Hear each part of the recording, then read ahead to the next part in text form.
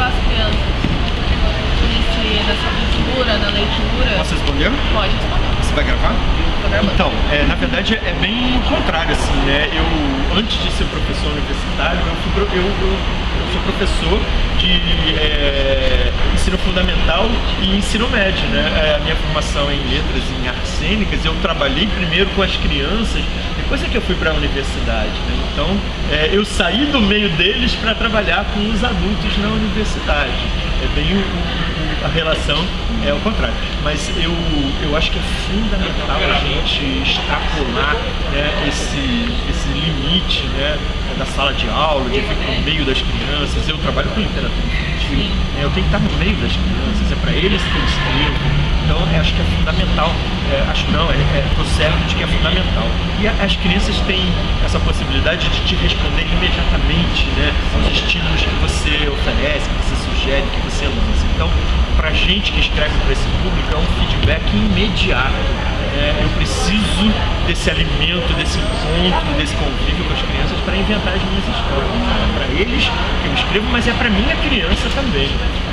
Então, acho que uma outra questão é que é sobre o tamanho deles, né? Sobre a idade deles. Né? Quando eu escrevo para eles, eu tenho mesmo a idade deles, o mesmo olhar, pelo menos tento me colocar no foco de olhar deles em relação ao mundo, e isso é fundamental, né, para o meu texto, para a literatura que eu quero fazer, que é estar conciliado com essa criança que eu fui, que eu sou, né, e estar antenado com o mundo, tentando ver esse mundo com um olhar de primeira vez, né, como muitas vezes é o caso das crianças. Se tu pudesse escolher trabalhar com um projeto de crianças ou com um de adultos dando aula, o que tu prefere?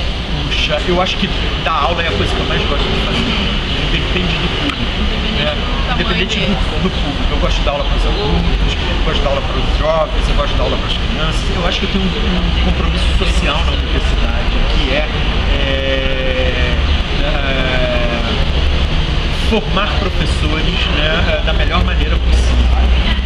Um compromisso com a literatura, nesse sentido, como eu trabalho com formação de professores, seja na faculdade de letras, que é onde eu atuo, seja na faculdade de educação, onde eu atuo também, né, mas eu estou ligado à formação de professores, poder ajudar na instrumentalização desses futuros profissionais, para usarem a literatura como arte e não como cartilha. Acho que essa é a minha função no meio acadêmico, que não deixar que os professores, os futuros professores, percam essa perspectiva de que a literatura é arte, não cartilha.